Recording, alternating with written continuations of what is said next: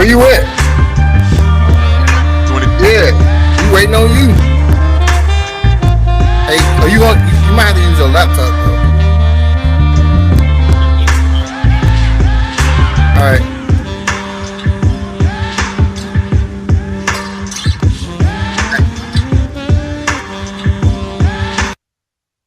Good afternoon. How y'all doing out there today? High off the glass here, July 7th, 2024. We got our special guest today. We trying to make sure we got our technical difficulties knocked out. We got the guys from Club 314 STL here on Instagram. And we're going to be doing a special mashup show today, if we can a little bit, if we may. I got Jacob right now. We waiting on Larry to get on. Good afternoon, sir. What's up with you, bro? I'm all right. How you feeling this afternoon? Yes. Oh man, I'm excited about this, man. Y'all got the whole setup. Y'all really doing it. Then y'all make us look like we just amateurs out here. I was really intrigued because as you know, I came across y'all one day. I was just perusing through, and I saw y'all setup and what y'all was talking. Y'all was talking about something really interesting, and I made a comment on it. It was about it was something about LeBron, I believe, or something like that. But I was really intrigued by y'all setup and the fact that you guys talk about a lot of different subjects. Subjects, and some of them that we don't cover here on High Off the Glass. Some of them we do. But as a matter of fact, I'm assuming that's if somebody wants to join in, I'm about to bring in Larry. Always late. Did I hit the right button? We gonna let him take it over. I got you. Here we go. Bam. There we go. You're good.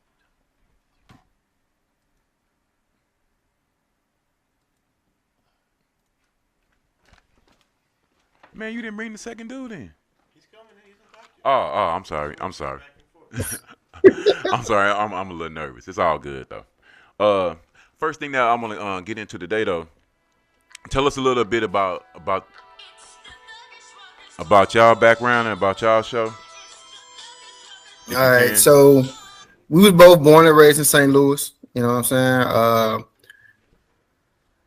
North side St. Louis for the most part. I bounced around, moved to the south side. I kind of lived all over St. Louis.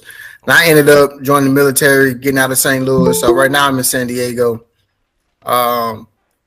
Me and Larry, we like super tight. So we was just thinking about something that we can do, you know what I'm saying, that can keep us conversating and stuff like that. And he came up with the idea to do a sports podcast. So we go ahead, we started setting up doing that. But what we wanted to do, we didn't want to just be stuck on one particular subject. So we want to do basketball, football, baseball. We even just did our first WWE podcast. You know what I'm saying? So we gonna try to talk about everything. It's been cool so far, especially just starting out. You know what I'm saying? So that's good. That's cool. Larry, you got any thoughts on that? Hey, I see me. Everything good? Okay, I see it. Okay. Trying to get. No, I basically because I was gonna start my own podcast a while ago, but I was like, since me and him basically always think the same about the same thing, let's just do it together. Okay. And then that's how that started. Then we just been rocking since then. How long y'all been up and running? Maybe like a month. Maybe probably not even 2. Maybe like a month and a half, something like that. Yeah, month and a half at most. Oh, okay. That's good. That's cool. Yeah. As a matter of fact, I wanted to ask y'all a question because I saw some of that episode about the WWE. I was really intrigued. I'm an old school wrestling fan. Let's go. Straight, super old school though. Straight from the WCW days and like that, way back to the 70s. What would you say? Yeah. Who would you say would be your favorite wrestler right now, or just all time? You mean favorite or we? Favorite wrestler? Man, either one. That's hard because like if you say my favorite WCW wrestler would be Goldberg. Goldberg. But my favorite WWF wrestler would be Stone Cold. That's the same wrestler, man. No, no, it's not. It's a little. I know what you're saying. A little bit though. They got similar looks. For me, when I was in WCW, I was big on like the Wolf Pack. You know what I'm saying? I love the Wolf Pack, but I used to rock with the five-time WCW champion sucker. You know what I'm saying? I was big with Booker T in there. Hulk Hogan become for you, Nick. You ever Hey, heard that?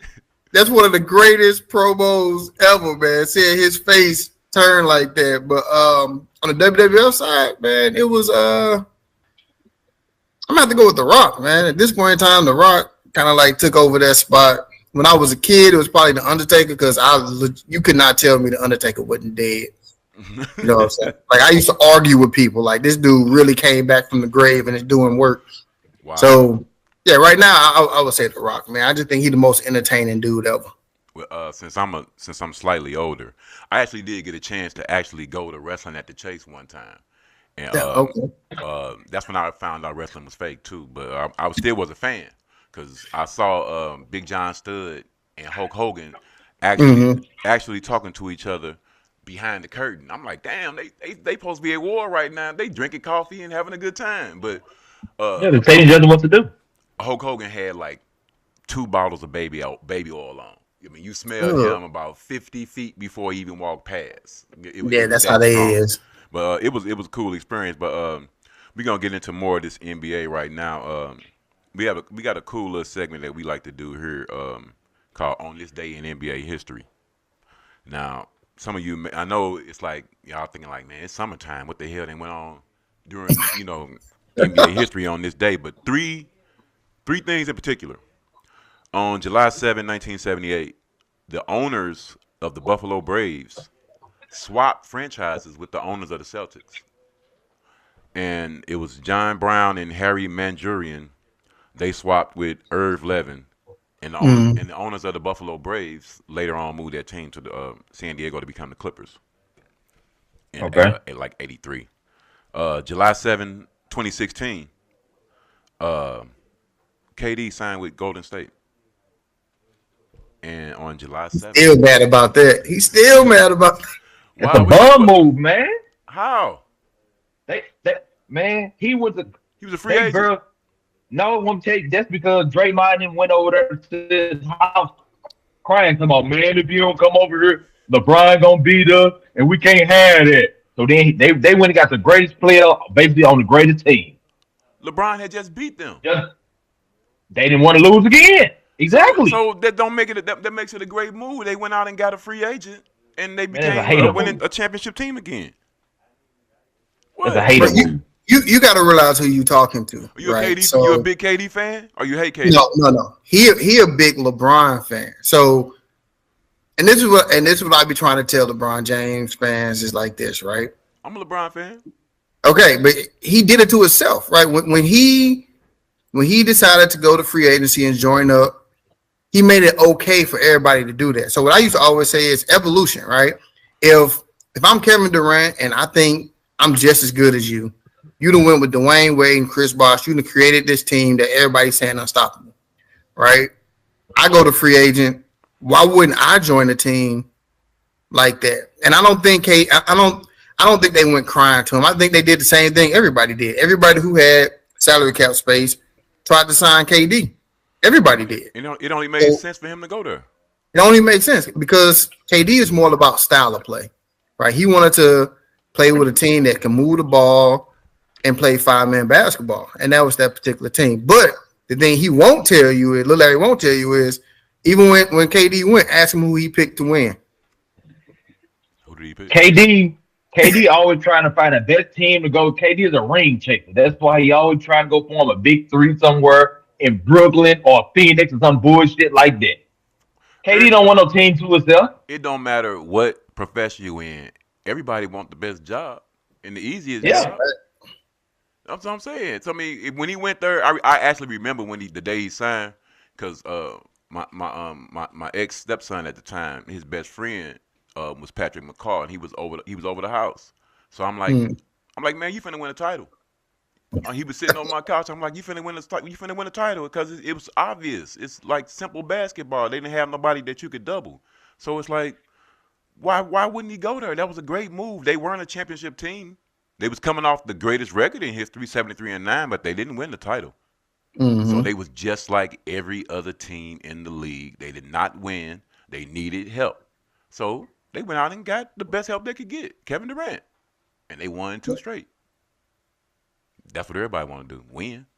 Yeah, me personally, I didn't have a problem with the LeBron James move to Miami. I ain't have a problem with the KD move. Only thing I said is if you make a move like that, you have to cash in. Yeah. Failure is not Right. an option Right. because if you fail, it's gonna hurt your legacy way more. Yeah. You have to do something historic, like It proved if KD didn't get hurt, they would have won 3. You know what I'm saying? They'd have won 3 in a row. If KD would have stayed, who knows how many? But it proved its greatness by going there, and they already had a system, but the system obviously didn't work at 73-9. And what I tell a lot of people, since they want to talk about the current champions who are the greatest, if you think about Golden State's first title in this dynasty, everybody they played in the playoffs point guard was hurt. But everyone. but people don't talk about that. They don't talk about Mike Conley being hurt. Somebody else was in the West. I keep forgetting who it was, but it was every team they played, their guard was hurt.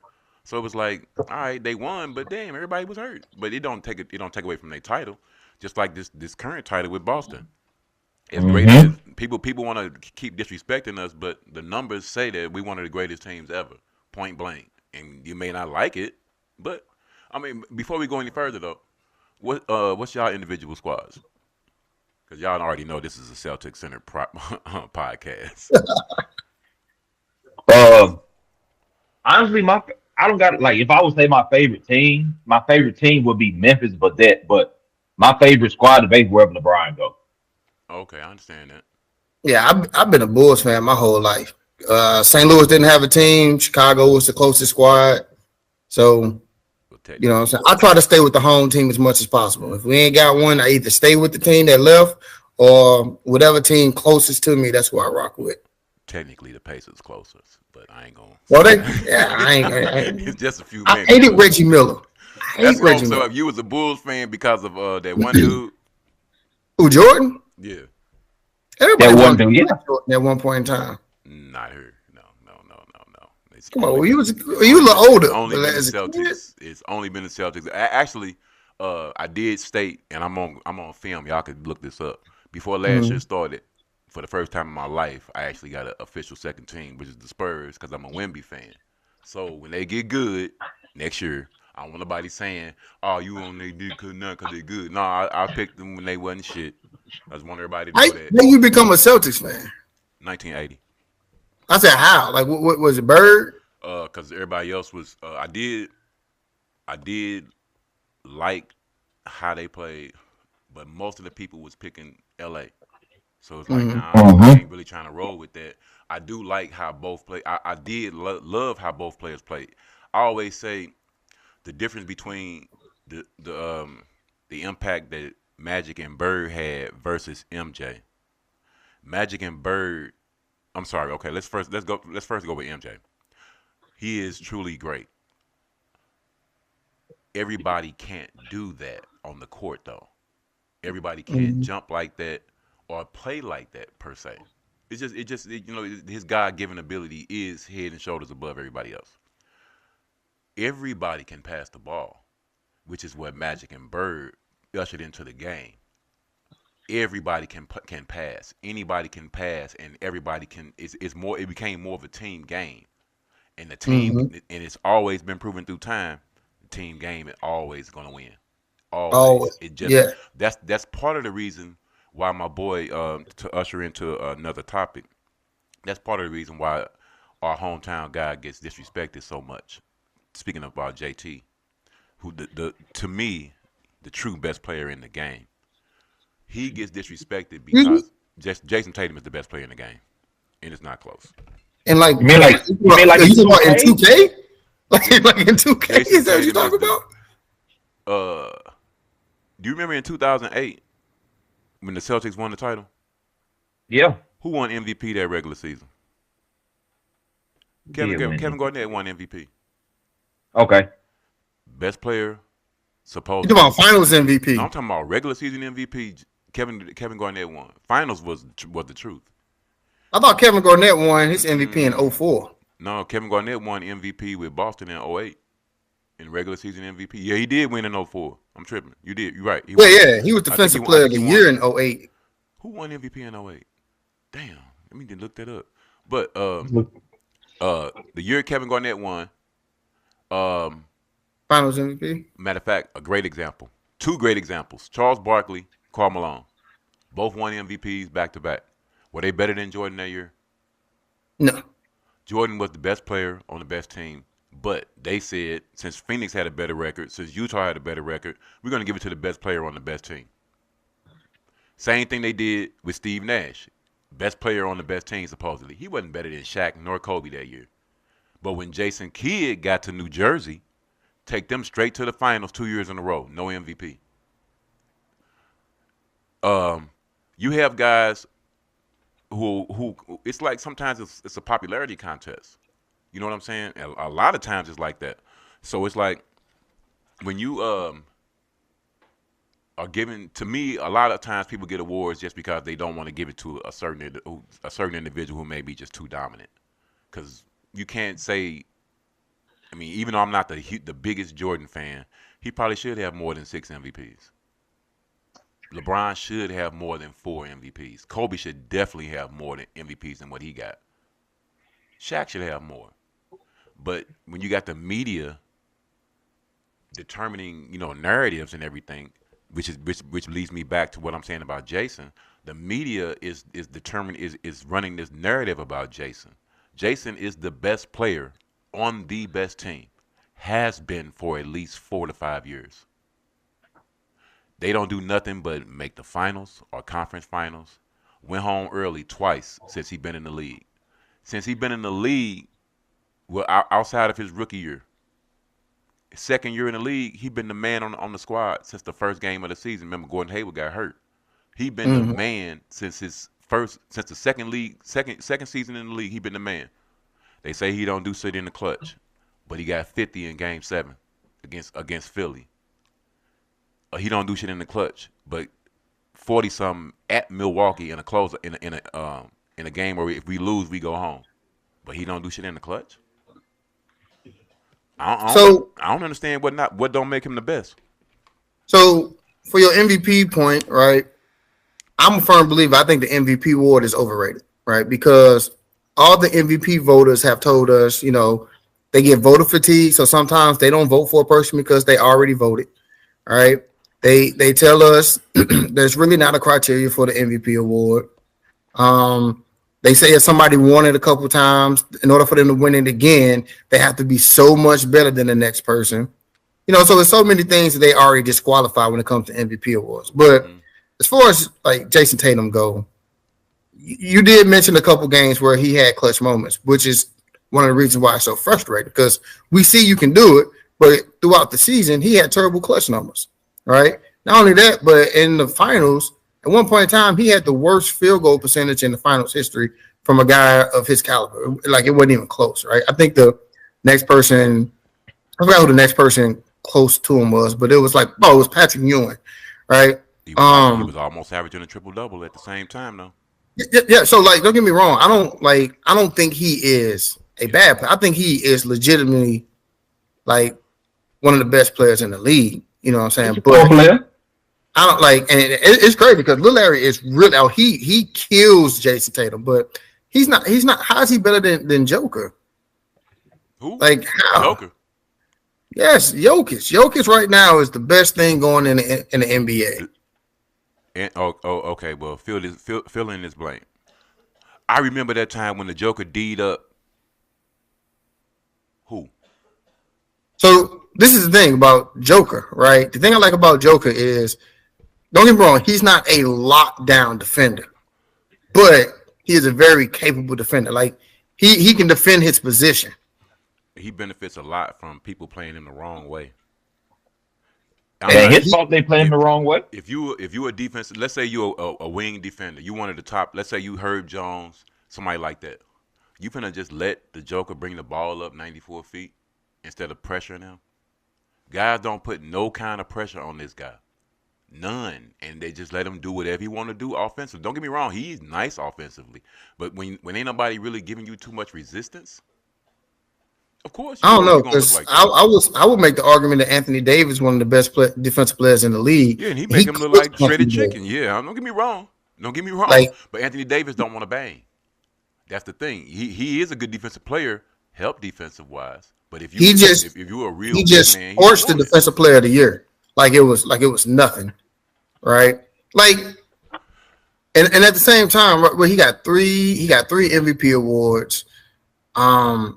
He control like the thing is he controls the entire game, right? And he's not like a ball stopper where it's just like he dribbles. No, he makes good decisions all the time, and not only his assists, but he knows how to pass the ball to the man to pass it to get the open shot. So even though he don't get the assist, his passes lead to the assist. He can shoot the three. His post game is crazy. His mid range is crazy. Offensively, he doesn't have a flaw. And you know, if they start trying to press him when he bring up the ball, they just give it to Murray. Let Murray bring it up, and then they'll just reset and give it to him in the post, and he gonna cook. And it's like, But that would make them waste more time offensively. That's my point. Any defensive player, any offensive player, when you just give them room to be comfortable and just set up, yeah, don't get me wrong, he's still gonna do his thing, but you want to make him work to do it, not just get it so easily. I mean, he's getting it to the point where, don't get me wrong, you great, but come on, man, you're not all time great like that to where you just looking like you just super clowning all the time. he I makes mean, everybody. is that not his fault that they not D'ing him up how they supposed to? Only thing he do is showing up ready to play. I understand. If you that. feel like you don't want to D me up and I'm give you 30, 10, and 10, that's on you. That's what I'm saying about pressure him bringing the ball up. I'm not finna just Bad let coaching. you bring the ball up. That's, defense wins championships all day long. And if you gonna let somebody that good be that comfortable, that's one thing that I always told my players. That's the thing about all offensive players. They don't want you all up in their space. They don't want that uncomfortability. If they accept it, they gangster like Kobe. Most of them know they're gonna get a ball away. So it's go ahead. This is the thing, like he don't always bring the ball up. But let's say you do that, right? Let's say he gets the ball and you bring a guard to come pressure him. Now you leave one of your big men who has to. I ain't bringing no guard. That's what I'm saying. I ain't Who bringing you no gonna guard. who you gonna bring the pressure? I'm gonna bring Another I'm big? gonna bring a wing. I'm gonna bring somebody that's gonna make him work to bring the ball up. That's all I'm saying. It ain't like he got no. But then when handle. you bring that wing up, If they come what in the is that? switch, What is that big? Who that big gonna be covering? hey, you remember they ain't got no length like that. Now your defense is already in a mismatch position because now your rim defender has to be out there for to replace that wing. Now you in a bad spot, and that's one of the things that make his skill set so good is because you can't really match up with him, right? He can handle the ball good enough to where a big can't stick with him, and if you bring a wing out there with him, he's going to pass the ball and going to come up court. He going to go straight to the rim. And your wing is done. Like, he going to go straight to the rim. His IQ is off the charts. He's not going to be like, he ain't going to come and set up at the top of the key like a lot of players would, and then you pass and now your defense can recover. No, he going to go straight to the paint. When I see him coming down the middle of the court, whoever you got a wing on him, that wing is finna get cooked in the paint every day, all day. It's just he's a matchup nightmare, man. Like, and you want to talk about clutch, big moments, big shots. Like he does it all. So to me, I think Joker earned the right to be called the best player. But Larry, go ahead. Let me You be having a lot to say about Jason Tatum. I'm gonna get him. Okay, he said Jason Tatum was the best player on the best team. Correct. Yep. That's what he said. Like I recall these finals a couple of times. I didn't know he was on the fucking court. Matter of fact, in the whole playoffs, Whoa. if they needed a big shot, Jaylen Brown hit it. If they needed some big stops, either Derrick White or Drew Holiday hit it. When his teammates was hitting those big shots, Tatum was in the background like this. Who was setting them Yay! up? Who was setting them up? The man almost averaged 10 assists a game in the finals.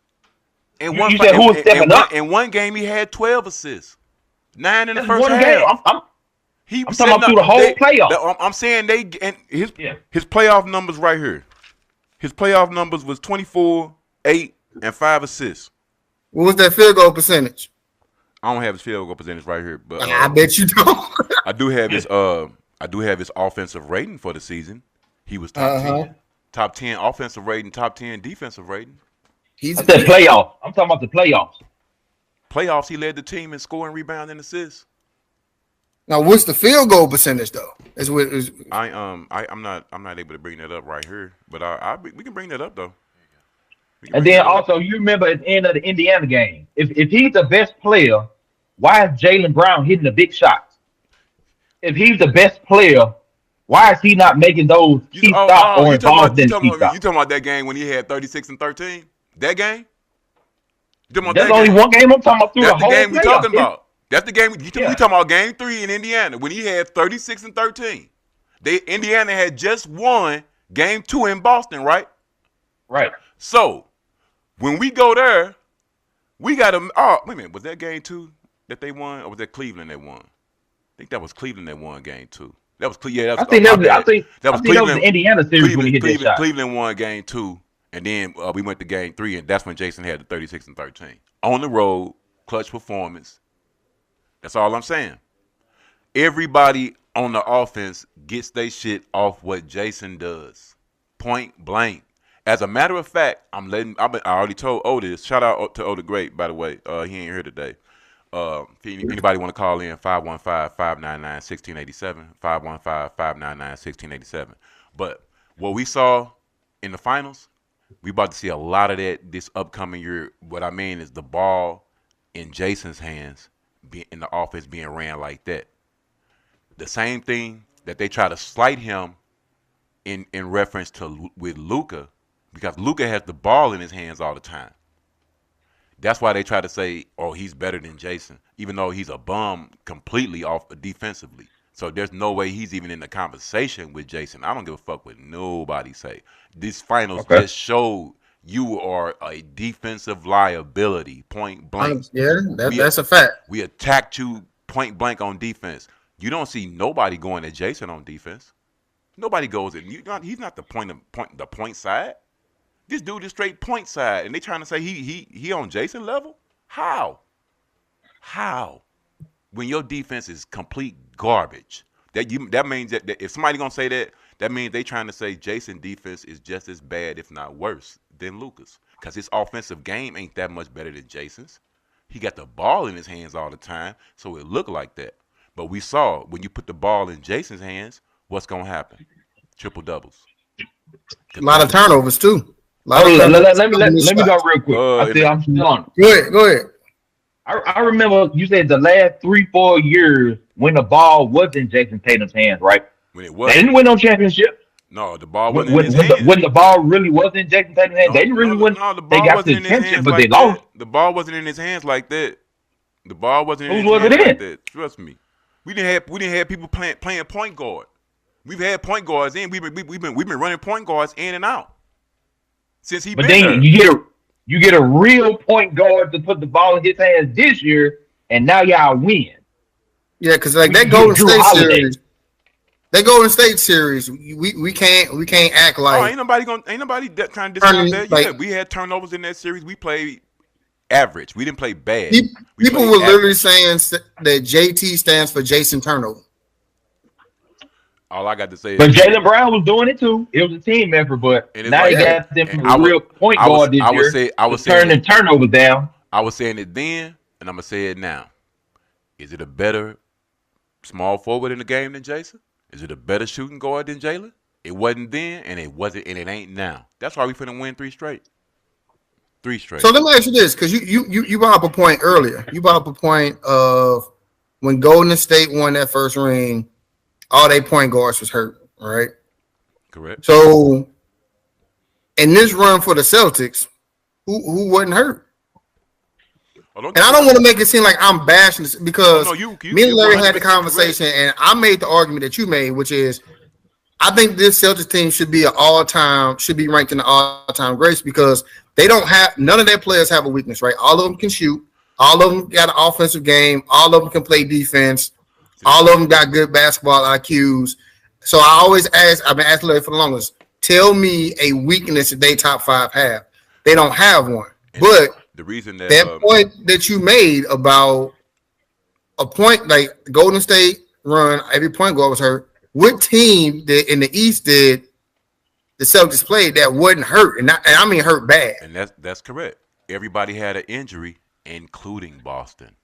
Don't forget, we lost 20 points a game. We lost Porzingis. When did y'all lose Porzingis? Porzingis went out in like the second game against Miami. That was like our third or fourth score. Yeah, like that's not the like. That they played is it a against. dub? They main players Is were it a hurt. dub? We lost. We lost one of our top three players. Don't get me wrong. Everybody had injuries. Everybody has to deal with injuries. Don't get me wrong. I'm not disputing that. So that's why it's incumbent upon Boston to come back and win this year, just to prove to all the naysayers. Yep. But even though those teams had injuries, you have to look at the fact that you're 15 games better than everybody. The numbers show your top 5 defense, top 5 offense. The numbers show point differential wise, you're one of the top 7 all time. This is one of the greatest teams ever. I'll say that. I make that argument that they could be. But the kickback that I always get is who did they play in the Eastern Conference on their run? They didn't really play a team that's. It don't make a difference. Because I'm not one of these people who believe that the West is so much more better than the East. Because once you take the elite teams out of each conference, which is the top 3 are the serious title contenders. Once you take out the top 3, 4 through 8 on each conference, it ain't too much difference. It ain't that much difference at all. If you a 6th seed in the West, you're not no more threat of win the title than the 6th seed in the East. Point blank. Who was the 6th seed in the West this year? Let me see. I have to look that. What they call you? The Lakers? Hold on. Minnesota was a 3 seed, right? Yeah. Yep. And Minnesota in the first round played. What seed was Denver? Denver. I think they were 3. Denver was 3. Minnesota was 2. The Western Conference was the Suns. They played the Suns. Yeah, the Suns was the 6th seed. Yeah. So, but this is the thing, right? So the Suns was the 6th seed in the West. They won 49 games. If they was in the East, that would have put them 4th in the East. And then the 6th seed in the East was who? The 6th seed in the East was the Indiana Pacers. But it was only about like a 2-game difference. But what I'm saying, okay, the Pacers made overall, it wasn't that big of a. That's what I'm saying. That big. That's what I mean. It don't be no huge difference in games. You talking about a team that won 49 versus a team that won 47. Them teams ain't no different. Teams that are elite, 54 wins and up. Them the teams that's a threat for the title for real. Nobody. Did you think when the playoffs started, Phoenix was a threat to win the title? Fuck no. No. So, but that's the thing though. We would have to keep it real, right? So when the Suns got KD, they skyrocketed to the favorites to win the championship. Not here. Not with a team with no coach. My co-host right here, love the Lakers. The Lakers. Everybody said the Lakers had a legit shot to win the championship. They said it was all about the matchup. The Mavs, the 5th seed, ended up making it. The Clippers, people said they had a shot as long as Kawhi can stay healthy. The all Nuggets, everybody. A lot of ifs. Yeah. That's all I'm saying. They good teams. They real good teams, but they needed everything to fall into place, just like Boston had everything fall into place. Even though I would say this: if everything fell into place perfect, Magic ain't making it. Like Magic was not a threat. The Cavaliers wasn't a threat. The only teams in the East that was legitimately a threat is Boston. I mean, Celtics. I don't think Celtics had a threat. Milwaukee was. Once Giannis got hurt, it was like. Yep. I mean, like before he got hurt, By the Milwaukee way, Yeah. was. by the way, Boston was 25-7 against the West this year. It's just the West is so strong. Yeah. Ran through there, ran through them with no problem, no problem at all. I think we lost we either lost 2 to Minnesota or either 2 to Denver. So But let me ask you a question. I'm interested how you feel about this. Where would you rank this year's Celtics team all time there? all time as far as all time champions, As a team, like where would you rank them all time? Or are they one of the 5 greatest teams of all time, 10 I'm greatest teams of all time, 15? I'm I'm not one who compare. You can't compare one team versus dynasties. I mean, I know you're not asking me that, but I know people do that. When you're talking about team versus team, year versus year, Talking about 1 year. 1 year, this is one of the top 5 teams ever. This is one of the top 5 teams ever in 1 year. Matter of fact, a lot of people don't know this. If you go back and look at the NBA preview for this year that came on NBA TV, shout out Sam Mitchell. Sam Mitchell, because I was blowed that night, but Sam Mitchell said, "Man, Boston might challenge Golden State for 73-9." I'm like, "Damn, Sam, I know we look good on paper, but damn." Sam Mitchell straight said that because he could, he's a coach. He could foresee what's going to happen as long as it's always the ifs. I wasn't one of these people who looked at Porzingis coming in to have to dominate. I knew the role he was going to be in. I knew it was going to the offense was going to blossom. And it's like, damn, him bringing what he bringing, oh, we about to be unstoppable. I already knew that because when you got the best wings combined with the best defensive backcourt, and you got interchangeable slots in the middle, and already your slot in the middle is getting a dub, who gonna beat that? That's why I ain't worried about what nobody did in this next segment. We got talking about this NBA free agency. I said it was a wrap once they got Drew Holiday. Once they got Drew Holiday, I was like, he's just that perfect piece for any team that's looking to win a championship, man. Like he can definitely score with he can get you 20 to 22 points a game if he need to, but he don't have to. He ain't got that ego. He's cool with locking down that on the defensive end, and when those big moments come, he's not afraid of. Once Milwaukee lost them and he made his way to Boston, I said it was a wrap. And then when I found out Porzingis was there, I'm like, yeah, they was my pick to win a championship at the beginning of the season. So shout out to his little brother too. He just signed with the Rockets. Aaron Holiday. A couple years ago, somebody had got I don't know if y'all ever seen this. It was somebody had got a steal shot. All 3 of them, because 2 of them was playing on the same team at the time. All 3 of them was reaching up for a ball, and somebody got a steal shot. It's just all 3 of them in the picture, nobody else. Like, man, that was the most gangster shit I've ever seen. If I was Papa Holiday, you wouldn't be able to tell me shit. You can't. Right, pretty much. They said. But I like that move with him going there because I really do love Ime. Before we won this title, I was actually thinking that Jalen was gonna get traded there for real. But Houston is one of the teams to really look for next year. I got Houston winning between 48 and 51 games, honestly, because they got a real coach and they got a lot of talent and they play hard. And a lot of that though depends on Baby Joker and how he come back from his injury. Because I don't know when he do back, but he's super nice though. I don't know if y'all know that.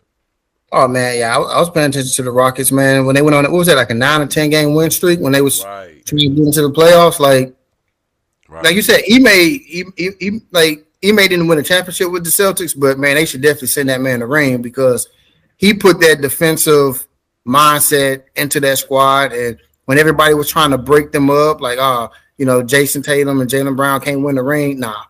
He may got to calm This is down. gonna be a problem. He may got to calm down. You can't talk to the billionaire like that on the court. That ain't gonna fly. I couldn't believe he said that. I'm like, dude, you don't play no more. What are you Man, doing? look, that's the kind of mentality I want my coach to have, man. Yeah. True. Because when you got, especially with some young guys, because the young guys got the wind, the legs to back all that talk up, and when you put that mentality in them, right, they play above expectations, and that's what you need. That's why They be running. That's why I got them going for 48 to 51 this year. Especially if they make a trade and bring somebody in. I wish they would have got DeMar DeRozan. because that would have really just solidified them to me. Because he'll bring that presence in to calm them down. Because Jalen Green, he's still kind of wild at times, but Ime is the man. Ime is the Yeah. man. I think he one of the best coaches in the league, and I don't even think it's a conversation to be had about it. By far. To get into some more of these free agent signings, just let me know what y'all think about some of these. I got some of these written down. I'm gonna go from highest to lowest. We got OG Anunoby, 5 years, $212 million. Paul George, 4 years, $211 million to go to the Sixers. OG re-signed with the Knicks. Tyrese Maxey, 5 years, $203 million. Pascal Siakam, 4 years, $189 million. Emmanuel Quickly, 5 years, $175 million. These bench players. Nick Claxton, 4 years, $100 million. I like Nick Claxton. I wish Boston would get him for real. Yeah.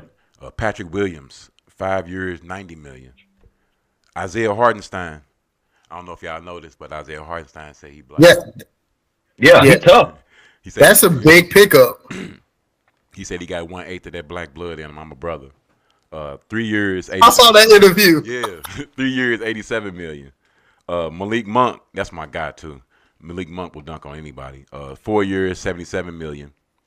DeMar DeRozan still getting paid. 3 years, $76 million. Miles Bridges, I always love Miles Bridges. Shout out to you, Miles Bridges, for making through that legal stuff too. 3 years, $75 million. And my boy, James Harden, 2 years, $70 million. I feel like the biggest one to me was OKC picking up Hardenstein. Mm-hmm. They got that monster in the middle that they didn't have because Chet Holmgren, he too skinny, he can't bang. Well, but you got Hardenstein, he's not that killer in the middle. He's not a center. He's a wing player. He's always been a wing player. He got that length, but like that's all he got. He ain't got that body. When you combine him and Hardenstein together with J Dub, that I always tell people that was the only reason to me that the Rookie of the Year voting was close, because Chet was playing with an MVP. You playing with SGA, that makes the game much easier. When anyone who looked at a Spurs game last year, you could tell that the point guards were acting as if they didn't know how to feed the post. And it's like, man, just throw it up. The dude, he's 7'4". He got a low. That's why they got CP3 now. But like you say though, when you combining Hardenstein on that front line, things are gonna be real hectic in OKC. I don't know if y'all ever been there for a game, but I have. Ain't nothing but 5.5 hour drive from St. Louis. Nice ticket price. Good place to steal a seat too. That's who I know. Go ahead. I'm sorry. No, you go ahead. You get. Oh, so I think when we talked about it, I said I think OKC is going to be the team that makes the biggest jump. Right? They may not have got the biggest big name signing. I think we can say that's Paul George, but Hartenstein in the paint in that center position he's the physical presence, right? And they already was defensively, OKC was crazy. Then you bring in Caruso too. Like, this team's going to be so hard to score on, and they already got, SGA, right? That whole they team fit together. They young. They're gonna be able to push the ball, run up and down the court, and they're gonna be able to lock you up on the other side. So on nights when their offense ain't flowing right, defensively, it's gonna be a problem. So I already picked it. I already got them in the Western Conference Finals. Yeah. We're gonna figure out who else I'm gonna put up there with them, but they're gonna be in the Western Conference Finals next year. Larry? I feel that. And another good pickup. By the way, if they do make it, before you say that, if they do make it 4-2 Boston, go ahead. Who said Boston's gonna get there? But we'll get to that anyway. No, we going three straight, but I mean that's we didn't even talk about that. We going 3 straight. We're bringing the 60s back up in this motherfucker. then another good pickup, Klay Thompson to Dallas. Only thing Dallas need him to do is basically just spot up. because he gonna get so many open 3-pointers. It's gonna be crazy. Did He you gonna see the have last time we was in Texas? Did you see what we just did? Did you see what we just did the last time we was in Texas? Won a championship. The same. okay. Gentlemen sweep again. I don't give. Cassius Clay Thompson. I don't give a fuck who they bring in. Hey, Clay, He's I'm gonna call going him 3 Clay. straight. It's not up for debate. We going 3 straight. Point blank. Okay. Another gentleman. Yeah, Matter of but fact, Clay Thompson. He'll get him. He might get them one more win. We going 4-2 then. Anybody else? I'm saying I said that was a anybody good else pickup for from them because don't even speak on the East. The East is on lock. So anybody else from Okay, the West, okay. we only Let gonna me talk go to about what another the East team. West did. Oh, say that again. Paul George to Philly. Paul George. Paul George. With no, I'm just saying. Did they I bring don't feel in? like there's a good matchup. the No, only- that's not. I don't feel like there's a good pickup. As a Boston fan, the only guy that we fear from Philly is Andrew Toney from back in 1983. We can't stand him. The Philly? Come on, man. Anyway, we ain't tripping off them. We by not no tripping means off the am I saying the East. Philly's gonna beat Boston. I just said I don't feel like there's a We good ain't pickup. worried about them signing Paul George. They still got the same coach. And same coach, it don't, same hurt center. It don't matter who they got. It don't matter who anybody in the East got. Point blank. The East on lock. Don't make sure we don't put nobody on the bench of African American descent, because right now our bench is kind of Caucasian. That's cool though. We ain't got no problem with that. We're not gonna make it racial. But if we bring somebody in like a nice vet that want to get some jewelry, like Zach LaVine or somebody, anybody hanging around want to. He ain't finna come sit on y'all bench. Players want to sit on the bench for jewelry, dog. Niggas get tired of losing. You been When they in get the, older. think about you been in the league 9 when you years. get You ain't older. won shit but a dunk contest. Yeah, I'll come there and sit on the bench for a ring. Wouldn't you? This thing, man. Like at this point in time, ain't no free agents really. Yeah, we ain't got no money. We ain't got no money at all. So it don't make no difference. But we the best anyway. So The only thing is, listen, now y'all at that point where anything less than 2 more rings is gonna be remembered as a failure. we not worried about shit. By the way, That's the same thing John said. I don't John know- said we good in the West. I don't know if y'all saw Uh-huh. that shit, man. Our starting 5 is making $939 million. That's crazy. That's unfucking believable for a starting 5 to make that much. That's why the dude put the team up for sale. He gonna sign everybody. Oh, he already knew. Can't what afford time it. was. Yeah, I can't afford it. No, but that's what you're supposed to do in business, though. You sell at the highest. Sell at the Mhm. highest. You know what I'm saying? But to piggyback on some of these players that we was talking about, though, DeMar DeRozan just went to Sacramento. I know don't if think y'all that's a heard big factor move. that. What about DeJounte going to the Pelicans? That might do a little something because gonna that's be- another Well, it sport depends for him. on some of that's going to depend on what they do with Brandon Ingram too, though. Or was he part of that trade? No, he's still there. He's still And a there? lot got to do with Zion too. I don't think Zion's Brandon Ingram straight. went. Zion's straight, but now if they gonna keep them together with DeJounte Murray and CJ McCollum, That's tough. that's super nasty. That's super nasty. I mean, it ain't enough to be Boston. That's full sweet, but that's a horse of another color. But they nice. That move definitely makes them just add to the depth that the West has. But I don't think that's gonna. I don't think they are like legit title contenders with that move. First off, like I don't believe in Zion's health. For one, That's what I was talking about. the fact that he is such a his rebound numbers are so low definitely bothers me. Like you shouldn't be that big, that athletic, getting 5-6 rebounds in games. Like it's crazy. But Murray is a beast, right? They'll definitely make the playoffs next year. But as far as like making a run for the ring, nah, I don't think that does that. I don't think that does No, that. for them. Denver didn't slip. Somebody got to come up. So and this is the thing. Denver is making like the mistake of taking their best player for granted. Denver's operating like, hey, we got one, we good for the rest of the lifetime of the franchise. They just keep letting KCP was a big factor for them. Not even just like percentage wise, but I'm talking impact. Big three after big three, big play after big play. KCP was one of them guys, and they just keep letting people go. So I think I'm with you. I think Denver gonna take a step back, but the teams that is coming up, I think it's gonna be OKC's gonna come up. They already and there. They was already there. They was already number one. I'm talking about that next step though. That next step, as in, normally you have to take your hits before you can become that team. So when you look at the top 6, 7 teams in the West, who would y'all say would y'all have y'all at the biggest threats right now? You got the biggest threat to who? To the championship, to Boston, you mean? No, just in the West. Period. Your top 4, his top 4 in the West, as of what y'all seeing right now. OKC. They might go number 1 seed again. I think Dallas might be the 3rd or 4th seed. That's 2. I say Dallas might be the 4th. Denver might be the 3rd seed, maybe.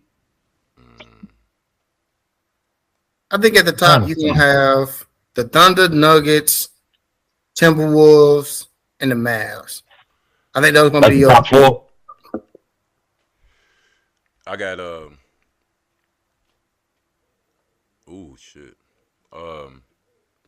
OKC. Damn, Dallas, probably Minnesota, and I'm gonna go with New Orleans. Number 4. No, my bad. I'm sorry. Let me recant that. Since my boy is back and gonna be back healthy, Memphis. Because like I was telling O last week, when Ja's healthy, Memphis is an elite team. They were good. Yes, sir. They were pretty good with them gone, but when he's there, they're a 50-win team. Yeah. Yep. Every year. Me, I'm a believer in Zach Edey. I don't know about you guys, but I'm a believer in Zach Edey though. Oh, that's a good big man there. Yeah, that's a good pickup. That's a he take that the Adams spot. Is he still there? Because if he could learn from Steven Adams, oh my God. No, I think Steve Adams he gone. I don't think he got traded. Where he go? I don't think I ain't heard nothing about it. You know, New Orleans still get Valanciunas unless he signs some work. Because I'm a Valanciunas fan too, or that Vucevic they got. I'm with you. I love Valanciunas, man. Like I like both of them. I know one of them been in the game for a long time. Valanciunas. Valanciunas the one that look like Travis Kelce, right? Yeah. Yeah. That's his half brother. But right now the summer league is about to start. Any yes, sir. excuse me. Any rookies that y'all anticipating looking at or seeing? I know they had the California Classic on last night. I want to see that. I want to see that other rookie from LA. What's his name? Dalton. Nick, the dude from Tennessee. Yeah. Yes, sir. I want to see him. Yeah. That's what I'm trying to see. I want to see his teammate. I don't want to Ronnie.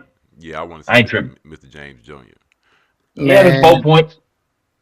But I'm interested in seeing naturally the Celtics summer league team, but really this summer league is going to be a little different than past because you got pretty much all of these rookies really got to play because nobody they're going to be able to do what Wemby did last year, play 1.5 games and sit. You know what I'm saying? But I'm interested in seeing Alexander Sarr. I thought he should have been number 1 pick. I predicted it early this year, but it didn't happen. But the Hawks blew that to me. Reece Shea, he gonna end up just being serviceable at best to me. Average at best. He's not. I don't see Hooper when I look at him. No mannerisms. I don't see no mannerisms. None of that.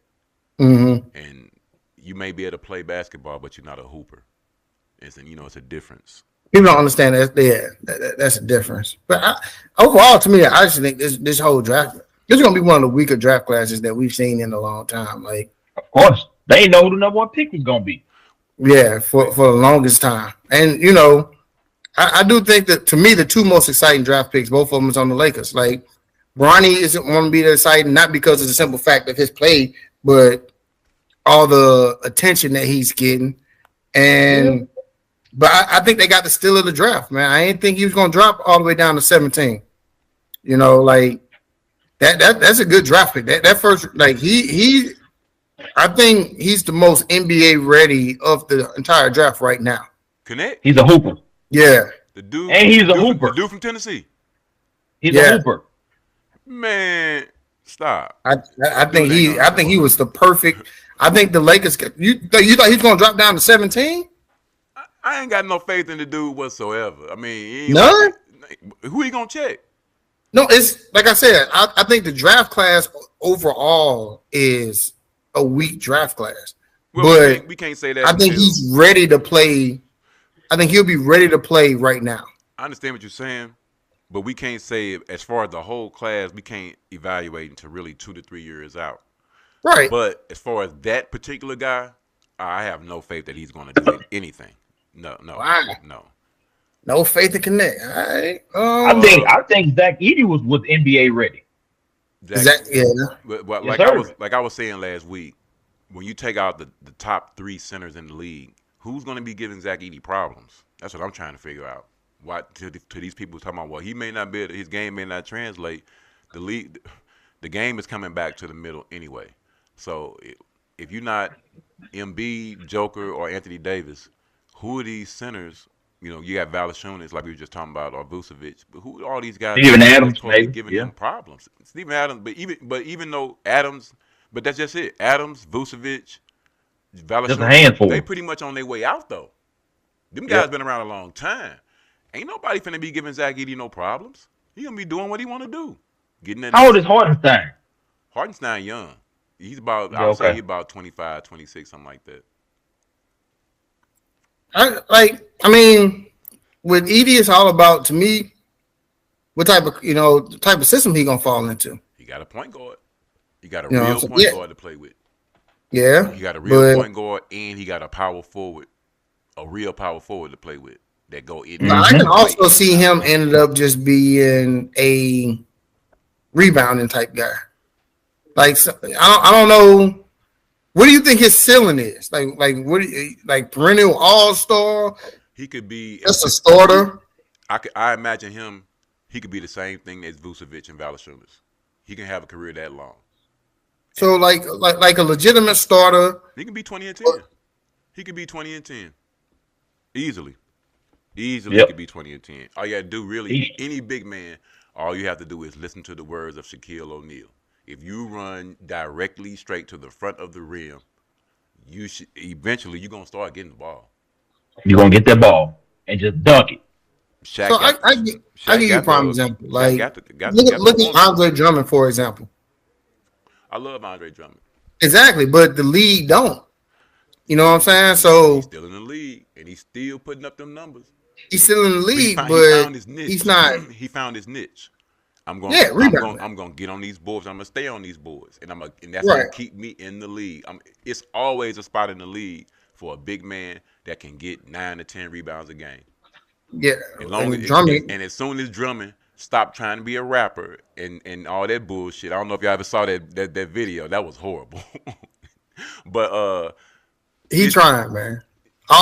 They all want to be rappers. that was almost like must be the money. but he was able to extend his career. He was almost on his way out the league. Because him and what's my boy name? Greg. Not Greg. Greg Oden? No, not Greg Oden. Oh. The other Greg. He was in Milwaukee. Monroe? Greg Monroe. Notice Greg Monroe gone. Mm-hmm. He's in Big Three. He could have still been in the league if he would have just been like, I'm a be on the glass, like Drummond said. Yeah. Drummond was in the That's fucking what I'm dunk saying. He contest. did be that type of a player. Yeah, you got to make it up in your mind what you gonna do. Because So let me ask y'all career this. is only 3.5 to 4.5 years. So anybody make it past there, you did your thing. Yeah. So let me ask y'all this. Me and him just talked about this the other day. If you want rebounding and the defensive prowess, why Dwight Howard not in the league still? Oh, I think it's he ain't go ahead. He ain't in the league because of all kind of other stuff.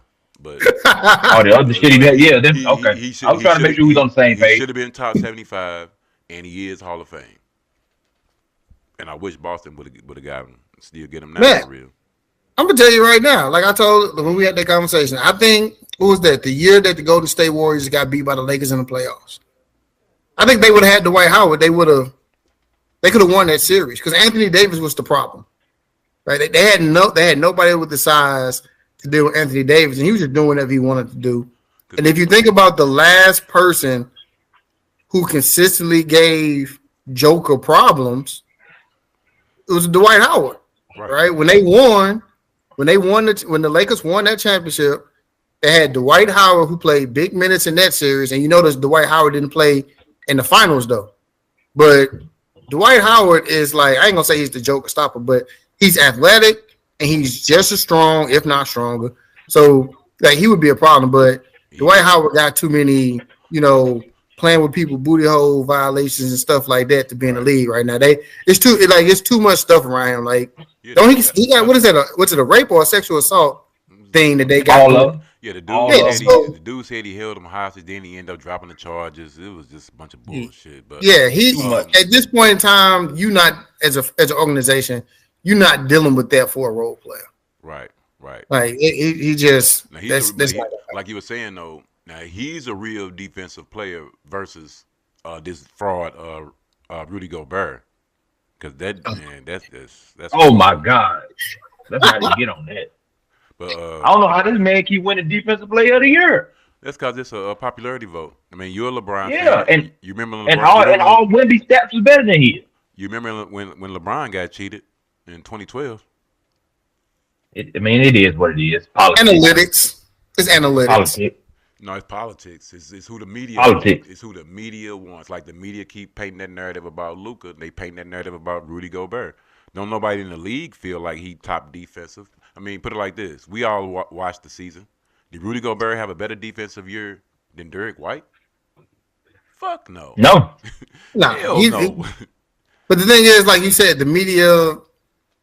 The thing is this, right? Media. They act like they watch all these games, but you don't have the time to. So what they do, they just look at a lot of box scores. And Derek White pressure you up the court, you not getting across the line and getting set up into your offense into 12 seconds, leading to missed shots. They don't show up on the stat sheet. So a player like Derek White ain't gonna get the appreciation because even though he comes up with big blocks and big steals, his thing is that pressure that causes missed shots. And you don't get the credit for the missed shot because, you may not have been the person directly guarding that person, but your pressure made it to where it's only 2 or 3 seconds left on the clock. They missed the shot. Nobody pays attention to defense like that. So they look at the numbers. Oh, how many block numbers you got? How many steal numbers you got? And that's just it. His blocks and steals. His blocks and steals numbers plus eye test. Of course, he had a better year, but I'm like Larry said, defensive player of the year should have been Wemby. I mean, when it's the stats backed it up. When he was on the court, they was like one of the best defenses in the league. Take him off the court, they the actual worst defense. He led the league in blocks. Yeah, double-digit. He don't win the next couple of years in a row though. And I'm gonna already be a fan. It's on tape. I think everybody's a fan of Wemby, ain't they? No, you still. I mean, how can you probably still got how can you hate him? You still got some doubters that they think he's gonna get hurt and shit like that, and that's why. I mean, that's a legit fear. Like that's a fear I have because what I always say is if I look at a player and their body don't make sense for the things they can do, it's an injury risk. Like when Zion came up, like I was one of the people, and I got clowned for it. Like, man, I would take Ja over Zion because of the fact that I don't think Zion's going to be able to stay healthy. Like, you're not supposed to be 300 plus pounds with a 40 plus inch vertical. Your body not designed for that. So I understand the fear from Wemby, but he doesn't give you anything not to like about him. He like his personality is cool. His love for the defensive side of the ball. Like, why wouldn't you want to be a fan of Wemby? What is there not to like? It's still people who don't like Kobe. Put it like that. It's still people who don't like LeBron. I can understand why people wouldn't like Kobe though. And I would say his mentality rubbed a lot of people like. But that, You know what I'm saying? Like if you listen to his teammates, a lot of them but they don't was have uncomfortable all the time. that don't have nothing to do with his game though. Just like Nope. Oh, you talking about game I'm wise? just I saying, thought you. I'm just Okay, saying, I get what you're saying. period. When they talk about when they try to evaluate his game, it's people who still don't understand how great Kobe was. It's people who still don't understand how great LeBron is. But Yeah. as far as Wemby, I mean, me personally, I can pat myself on the back because I already seen it coming. But to see early highlight, if you look at early highlights just from last year, and not I ain't talking about middle of the season. I'm talking about early highlights. The man had highlights reminiscent of Wilt Chamberlain. Some of the shit he was doing. So when you think about Wilt Chamberlain with handle and a J, come on, man, this dude finna run the league That easy. CP3 pickup was a great pickup for him. I love that pickup. Right? Yeah. Wish he that might extend CP3 career a few more years. Yeah. Throw it up the window. They may have to get a different coach because Pop is kind of old, and I don't know about that right now. He might have to move on because he really Duncan might fill that role. He said he might want to be a coach. he better hurry up because this is the time to get in. Yeah. This is Yeah, the time to that's get what you in. want to do as a coach. You want to attach yourself to a player like that. Really, like they did with him. Yeah, attach yourself while y'all ain't shit. That's why I attach myself when they ain't shit. Hey, let me ask you a question. Do you watch? I'm pretty sure you watch like the sports talk shows and stuff like that, right? What some? All right. So you got some people in the media saying if Wemby has a career like Hakeem Olajuwon, it's a failure. They don't know what they talking about. He's a two-time Okay. champion. Two-time champion, one of the greatest players ever. How would his career be a failure? I think because they're attaching that a lot of people think that Wemby has GOAT potential in him. So they saying that if he doesn't end up in a top 3, top 4 all time, he's a failure. I don't believe that, but I think Chris Broussard was the one pushing that out there. Chris Broussard still thinks Luka better than Jason Tatum too. He said You take that to the heart, don't because you? he said clearly better than Jason Tatum. And I'm like, And you got to realize these big men go work out with Hakeem in the summertime. Yeah, That's who they get their skills from. all of them don't, and they They need work out. to. They don't work out enough. It's a difference between working out all summer and working out for a week. Yeah, they go down there with Hakeem for a week, but they looking for Hakeem to go, deposit when they look on their little skills. We was talking about that on this show before. You can't work out with somebody for a week before the season. Yeah, You got to they work need the out whole all summer to get that shit down, and then you can see the results when the season hit. That's why, like you say, all these people that went out and work with him, but who didn't turn into an all-star? Nobody. Now you had all stars who's already there, and already all stars that didn't work with them. But we want to know. Let's find out about the people who weren't all stars. Did they go and pay this money and become better? Because I mean, we don't hear Clint Capella saying, "Yeah, I went to work with Arcane." That nigga was playing in Houston. So it's like, damn, what is going on? That's when you realize some guys want to get better. Some guys just want to be in the league. Because they giving this money away. That's why it's such a rush to get to the league. Actually, They giving it away. I found out the other day. Bronny just took a pay cut. He said he made more in NIL than he is on this contract. Oh, and the NIL deals is crazy. That's why. Yeah. Well, his contract money means nothing. No way. He's already heir to the throne. So Yeah. who cares what he making a contract? Your daddy a billionaire. That's why I don't really have any problem with the nepotism aspect of him getting drafted and getting, because he got a 4-year contract, which is unheard of for real for a second round draft pick. Yep. But And it's guaranteed too. it's things where we're not used to seeing this. This goes on all the time in Fortune 500 companies where somebody can pay it away. And yeah, my son finna get this job. Yeah, if LeBron can do that or anybody in the league can do that. All power to him. I didn't have a problem with the nepotism, man. I had a problem with the same thing I always have coming out the LeBron James camp is the lies and the narratives, like trying to spin the narratives. Like, don't come on social media saying that your son is better than players in the league. Don't try to tell us that him coming to the Lakers is not a priority, but Yet the agent is behind the scenes telling people if you draft him, he's going to go to Australia. Like, don't try to tell me something that I can clearly see. Everybody knew this man was going to get drafted by the Lakers. Then just say, what's wrong with just saying, hey, look, this is our goal. Our goal is for me to play with my son, and we're going to do everything that we can to make sure it happens. Just say that. Don't try to make it. He had already said that 4 years ago. Right, exactly. Yeah. He said it 4 years ago, but since then they've been walking it back, making it seem like that's not what the case is. Like they've been trying to spin that narrative, and then they also try to spin the narrative like, we're not. What we want to do is make sure that he get the best position possible. It's not about being with the Lakers. Yes, it was. It was about being with the Lakers the whole time. Just say that, right? Don't come out saying all this other stuff. Also, hold up. So if they would have said that, how would it made it things different? I would have been cool with it. I think it was just a pointless lie. But what I'm saying is, it still would have been backlash. No matter what they do, it's going to be backlash.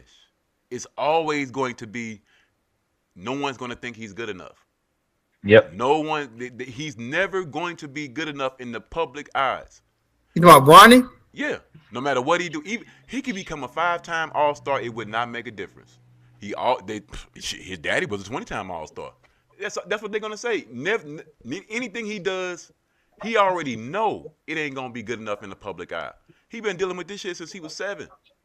So he already know, man. Just play my game. Hey, they gave me this spot. Now it's on me to be here for these 4 years if I can, and try to stick around for however long I can. No big deal. No big deal. I'm just saying, why try to spin this narrative that it's not what it is? Because we know you get we know why you're getting the job because your dad's on the Lakers. Like we know that. Just like I don't know. To me, I just hate when people, these teams try to get out here. And it's one thing to try to spin a narrative where it's like, it could be this, it could be that. But come on, bro. Everybody knew exactly what it was.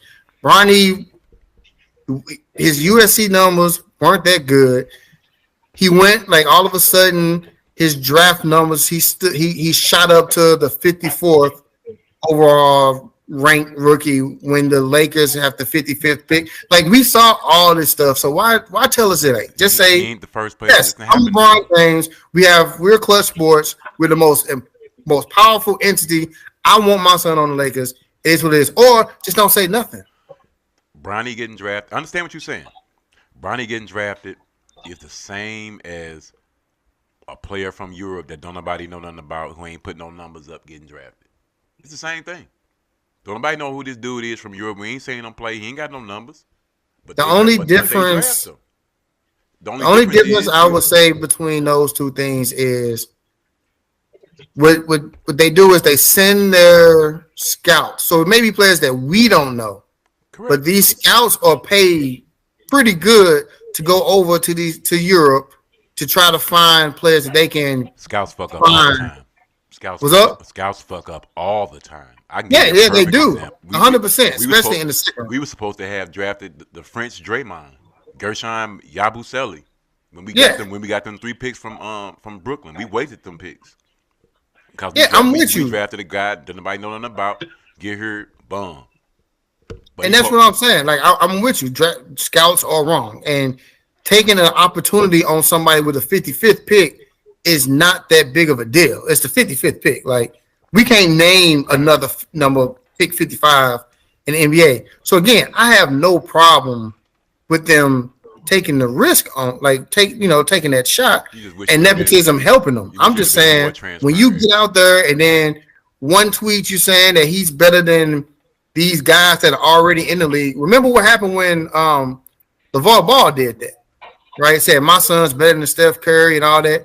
Everybody killed him, but he stood on it. He stood on it. To this day, he's still standing on it. That's what he's supposed to do. He's supposed to. He was doing a salesman job because they damn near about to be teammates. Matter of fact, Lonzo back now too. I can't wait. He is back and healthy. I love Lonzo Ball. I wonder where he's finna go. I'm glad you brought that up too, because I love LeVar Ball. Because there's nothing in the world like a father who support his kids and push his kids up. They don't, people may not have liked his methods of doing it, but they never do like the black father's methods. They didn't like Richard Williams' methods. Whenever we are Facts. boastful about our kids, oh, we need to tone it down or come a different way. No, come like that. I want. As a former coach, yeah, I want that support from a parent. And if you as a player, when your parent is supporting you like that, oh man, you feel like you can do anything. That's why the nigga was stealing them damn glasses over in China. but but seriously though, I'm glad you did bring that up because, like I said, I do revere LeVar Ball because even though all of his plans didn't work out, the NBA stole his idea with the G League Ignite or the Overtime Elite. You know, Mm-hmm. they knew he had great ideas. They just didn't like it was coming from him, and they didn't like his delivery. Yeah, you're gonna talk about the franchise and everything. Yeah, you can't be saying this. You know, you're better than Steph and blah blah blah and all this. But we do like your ideas though. Mm-hmm. We gonna take all that stuff and push you to the side. Hey, look, I love him. I had no problems with anything he was doing. Like, He and did everything he's supposed to do. he got all three of his sons in the NBA, Right. Like he said he was gonna do. like he said he was gonna do. So That's you the can part. like him or not like him, but Right. That's the part people need to be talking about. Forget the fact that the clothing line and the shoe line, whatever, didn't fall through all the way. He said he was gonna do it. He did the shoes. He mm-hmm. said his sons was gonna be in the league, and they made it. Even though the other one, the third one, he barely did make it, but he made it. They let him go, but that's what He made it. you know what I'm Bro, you saying. know how good you have to like. That's the thing I be trying to explain to people. Like, Speak. do you know how good you have to be to make it on the bench for D1? Right. Thank you. Think about how good you have to be to make it in the NBA at all. Right. Like, and he was the head of that snake. They got all three of them dudes in there. So whatever. I got two sons. We got two sons in there that's playing right now that are some of the better young players in the league. I mean, one son can't stay healthy right now, and I got another one who made it. Shit, most of them can't stay healthy.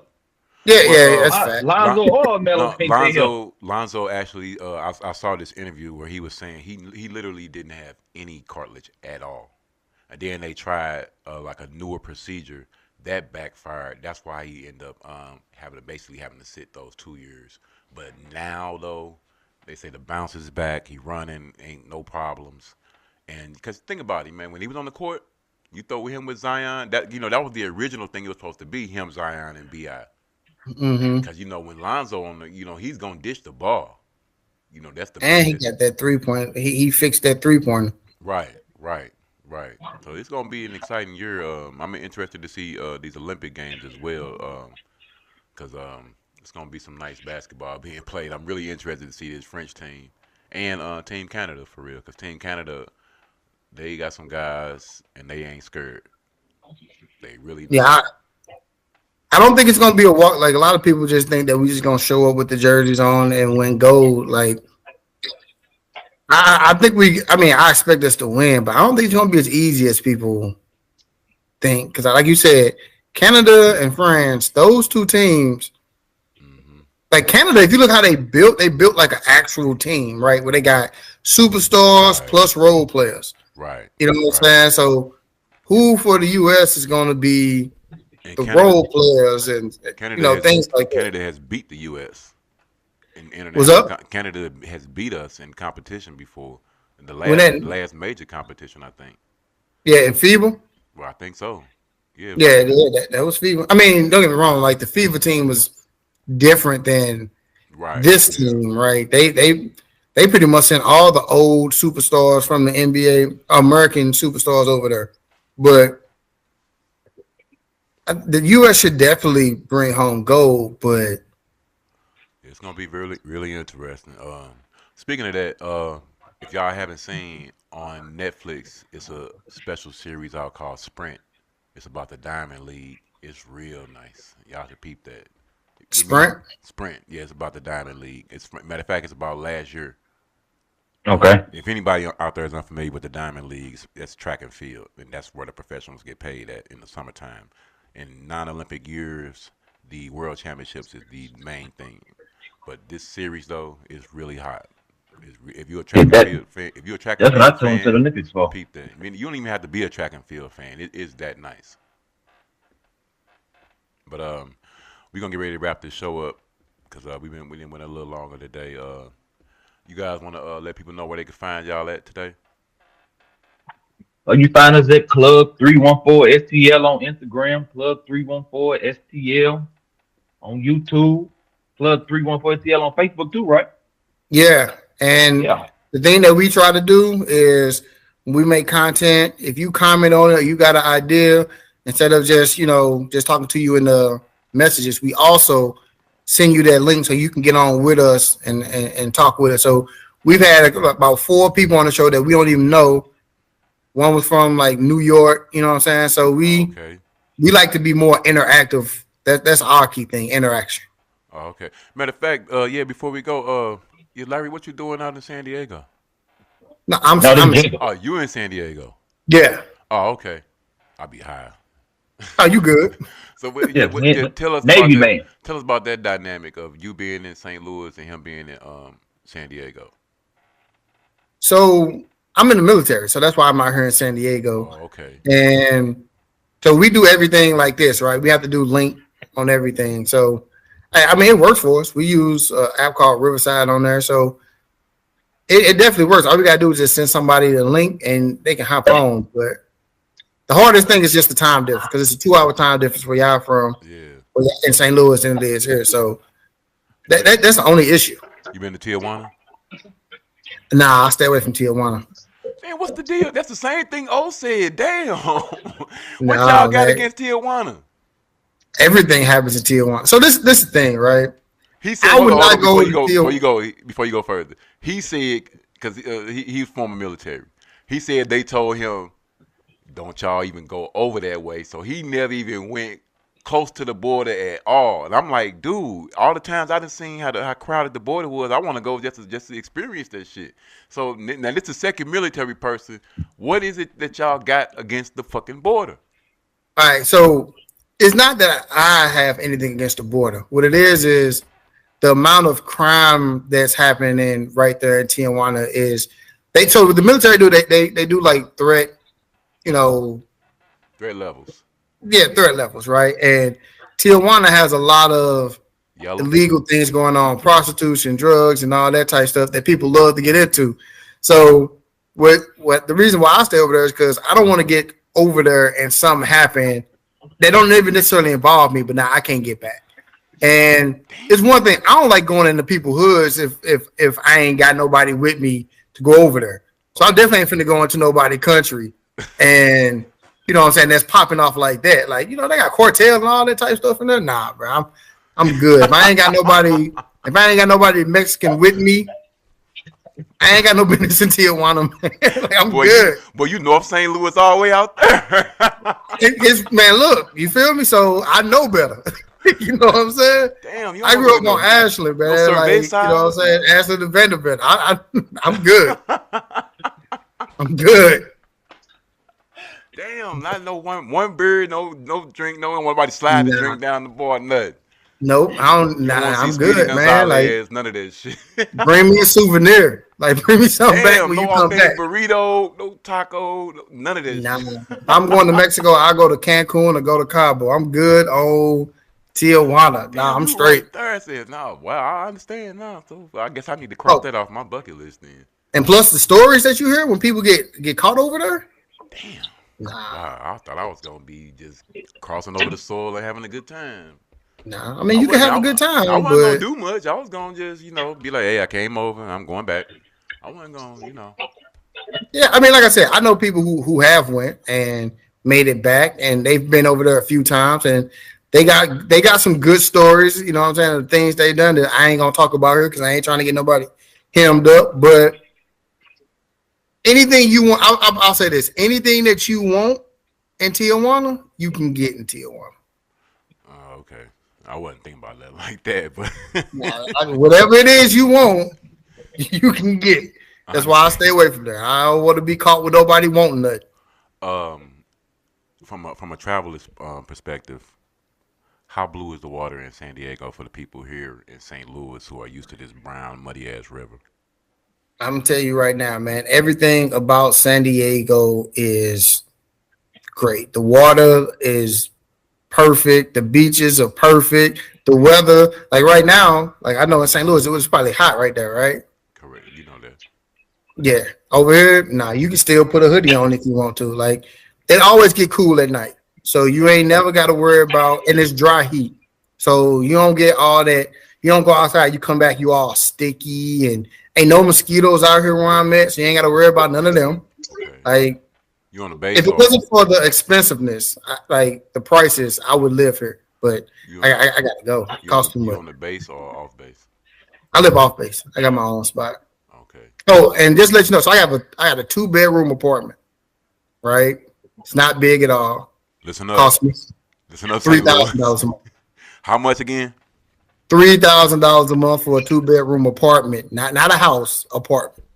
Well, San Diego would just be for visiting purposes. They would not be moving there. That's it. No, it wouldn't. No, it wouldn't. Shout out to OThaGreat. I know you're experiencing that right now. So Man, all that nice it's shit you're crazy. seeing, remember, $3,000 a month for a 2-bedroom apartment. So bring your ass back to St. Louis.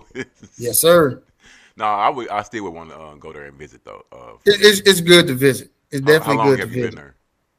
What's up? How long have you been there? So I spent the total. So this time in San Diego's been about a year and 3 months, and I was out here previously in San Diego before. So this is my second run out here. Okay. Well, what would you say would be some of the places that the military has taken you? What would be some of the better places top 3 places you've lived outside of St. Louis, San Diego? Well, I've only lived. I lived in San Diego. I lived in Groton, Connecticut, and I lived in Japan. So as far as living, San Diego and Japan, right? As far as visiting wise, like just going to visit, Dubai, Australia, and Spain. Those are like my 3 favorite port visits. That's nice. That's nice. Where'd you go in Spain? What was the name of it? Rota, Spain. Oh, okay. Can you It's lovely. lovely, lovely. It's beautiful out there. The women is beautiful out there. Everybody was nice and cool. You could talk to people. I wasn't worried about safety at all. Yeah, Spain is where it's at, man. Like if I go overseas again to be stationed, the only place overseas I would go to live would be Spain. Larry, you been anywhere out the country or any travel spots you want to recommend or that you been to? No, I don't go out the country, but man, me and my wife, we love Florida. We stay in Florida. Oh, okay. Where you been in Florida? So I've been Orlando, Miami, Fort Lauderdale. Oh, okay.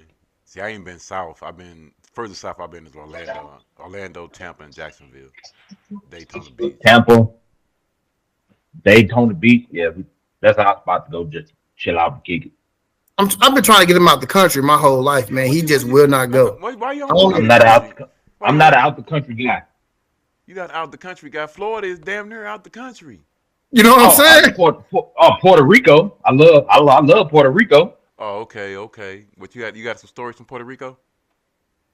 No, I'll be with my wife. I'll be kicking with my beauty, man. I don't be just be having fun. You can have a story man. with your wife, and then ain't anybody saying no shit like that. I mean, You know, just no, said man. stories.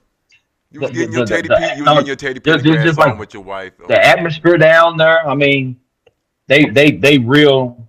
They speak to you. I mean, I didn't see no crime. They nice. They street food is ridiculously good. Those street tacos in Puerto Rico. Okay. Go to Jamaica. How long you been married? This is my 3rd year. Congratulations. This will be my 3rd year. Congrats. And I've been with her for like 14. I understand. That's great. That's black. I'm gonna get you to go to Jamaica. Yeah, It's gonna happen. you need I am. to go ahead and get I'm going next year for my wedding anniversary. Right. Oh, straight up. You know where you going? Negril, Montego Bay. I think it's all inclusive in Montego Bay. That's the spot. You go to Sandals, not the. I know what that is too. I know that's what Sandals is. Yeah, I recommend that. We yeah. Y'all gonna have a great time. Yeah, I'm a former travel agent. I love travel. That's why I was asking all y'all Yep. those questions. Tell us something interesting about Japan that we wouldn't know. Okay. Um. So first off, culture wise, right? The most polite people I've ever come across in my life, right? Like the train system, everybody quiet, everybody, you know what I'm saying? Like it's considered to be rude to be loud and obnoxious and like doing all that crazy stuff on trains. Y'all heard that St. Louis? What's up? Y'all heard that St. Louis Metrolink riders? Yeah, yeah, y'all. It's nothing like that. Y'all need to. I wouldn't even ride that shit no I don't more. ride the Metrolink no more. But so I give a couple stories. My first time out there, I had a bag, right? I had some. I just bought some brand new Jordans, some nines. I had some Beats by Dre headphones, and I didn't really know the currency, so I had like a wallet full of money in there, right? So I dropped the bag. Didn't remember where I had it, right? So I tracked my steps, trying to find it, couldn't find it. So I go to this police station, right? As I'm going to a police station, this homeless man is bringing the stuff in there, right? So when I get the stuff, they look at the ID, confirm that it's me. I try to take some money out to give it. And remember, this is a homeless man.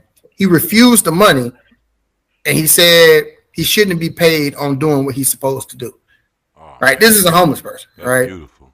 If I'd have left that in St. Louis, you already know all that's gone. Like all If that's you're wearing gone. your shit. Your wallet would have still been on the ground, but it would have been shit up in there. Everything else would have been gone. The homeless And person with some new Jordans on. yeah, walking right past me with my stuff on. Right. And I've never went to a club and party with people the way the Japanese party. It's different, right? Like you go in there, and I'm gonna say we probably left at like 7 o'clock in the morning, and people still coming into the club. Damn. People so drunk they like people are passed out on the sidewalk, right? So as I'm walking past people, there are people who pick these. They're picking people up, putting them on like the little bench for bus stops, and people are bringing them blankets and pillows while they passed out. Damn. That's a spot to be Right. homeless. But like anything you want to do in Japan, you can do. Like it's like I said, complete safety. Like people don't lock their doors, people don't lock their car doors. You ain't worried about nothing happening. Like I said, if you want to club people, you want to club out. Look, they do not stop until the last person leaves. Warm sake or cold sake? What's up? Hot sake or cold sake? Out there, I would say hot. That's what you prefer out there, hot. What about Yeah. you here though? I would say cold here. What's the difference? So out like when you in Japan, like when you go to like those little spots where they cooking and stuff like that, everything tastes different than it does in the States. Right? Like everything. The food that we consider Japanese food, when you in Japan, it don't taste nothing like that. Right? It's completely different. They got these drinks called chuhas in there. I don't know, you ever seen habasaki? You ever seen that? No, I haven't. So habasaki is this alcohol, right? You can get, and they got like a snake, a venomous snake inside, right? So they let that venom get into the alcohol. Damn. And people take shots of it, and what they say is it like stops your kidney from being able to filter out liquor properly, so that way you get more drunk. So you got like snake superpowers? Like you can do the snake real good? I can do a lot of you know what I'm saying? No, I stayed away from that. I ain't gonna even lie. I ain't never drink it. Like I was scared. I stuck with the chuhas, but See that St. No, Louis, like- that St. Louis came out like I ain't drinking no motherfucking snake, man. exactly. That's exactly what I said. Y'all must be out your mind. But I would yeah, and then look, I would have tasted I'm it. gonna tell you, I would have tasted that. if you're a black man in Japan, Uh-oh. they love you because they it's completely different. Don't be tall. Like if you like 6 foot, it's a wrap. They don't have any understanding of personal space. So if you tall or you're a bigger guy, they are going to come up and touch you. So just All right. because they're not used to seeing that, and you get a lot of love out there, man. They are big into the hip hop culture. They just behind, so like you will still see FUBU jerseys out there. You will still see like the Bills with the one strap, and you know what I'm saying, Oh, like so they take it over for the 99 and the 2000 they right still now. taking it for the 99 and 2000 for real. But yeah, man, Okay. like you get all love out there. Like That's good you ain't though. got nothing to worry about. Now the older people, they don't rock with you as much because they remember. So a lot of them was alive when them bombs dropped. So they they family members were. So the older generation don't necessarily care for you as much. But like the people in their 30s and 40s and younger, That's good. you definitely get love in Japan, and the food good. So it's a good place to visit. I was out there for like 5 years. Okay, okay. Did you learn any other language? Nah, I'm one of them. I see. I'm embarrassed too. Like, but I was like, I was on the ship so much it made it hard to. But Right, right. That's cool. they speak enough English though. They definitely do. Um, any basketball you seen being played or play any over there with anybody? Yeah, they play basketball out there. They not. Look at this. Like most Japanese people are small, right? They're pretty small. So So you don't get you putting like your shack on. easy. And I'm not. I'm like 5'8". So like I'm not tall. You know what I'm saying? But over there, Damn. the paint is on lock. Like, you know what I'm saying? Don't like I said, if you 6 foot, you 6'1", you go in Japan, you are a thing. Like people are gonna look at you. Like you get stared at. Oh, straight up, I got my passport ready too. Oh yeah, it's Let on. me They tell you, finna get some man. real Go to ice. Japan. Go to. I mean, obviously you probably gonna end up trying to go to Tokyo, stuff like that. Go out there. You ain't got nothing to worry about. Nothing's gonna happen to you. Even like the biggest gang out there is like the Yakuza, right? They like mafia people. Even they polite. Now don't play with them. Right. You know what I'm saying? But yeah, they polite. If they have a lot of members only, that means Japanese only. You try to go to their organizations, they'll tell you, nah, you don't want to be here. You know what I'm saying? And then just don't fight with them and leave. You need directions somewhere, they'll give you directions. They'll help you. They'll tell you, oh, hop on the train, go here. They'll do all that for you. Just don't mess with them. Don't cross them. They're not going to bother you. Like, I ain't never came across a polite gang before. Like, you know what I'm saying? So you will love it, man. Definitely go. Now, Larry, are you thinking about going out to San Diego and doing the show live or what? See, I don't have to because he's here every two months. So I don't even have to. Because Yeah, he, I'll he be got there daughter that soon. live. He got daughter that live here. Matter of fact, when I come there, we'll try to get in the studio with you if you cool with that. Oh, it's all love. It's all love. It's all love. All right. Yeah, So we it'll all probably be love. like a couple months. You know what I'm saying? I'll come out there and then we'll slide in studio with you. Oh, that'd be great. That'd be super great.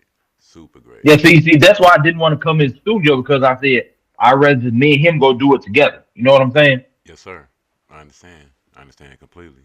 I understand completely. And man, this was a whole lot of fun, y'all. This was a whole lot of fun. This was Yes, sir. more than I imagined. Honestly, seriously, man, y'all two intelligent brothers. Well, love speaking with. It was better than I imagined. Straight up. Let's go. That's what I'm talking about. Straight up. Well, appreciate y'all coming on. And we appreciate you, family.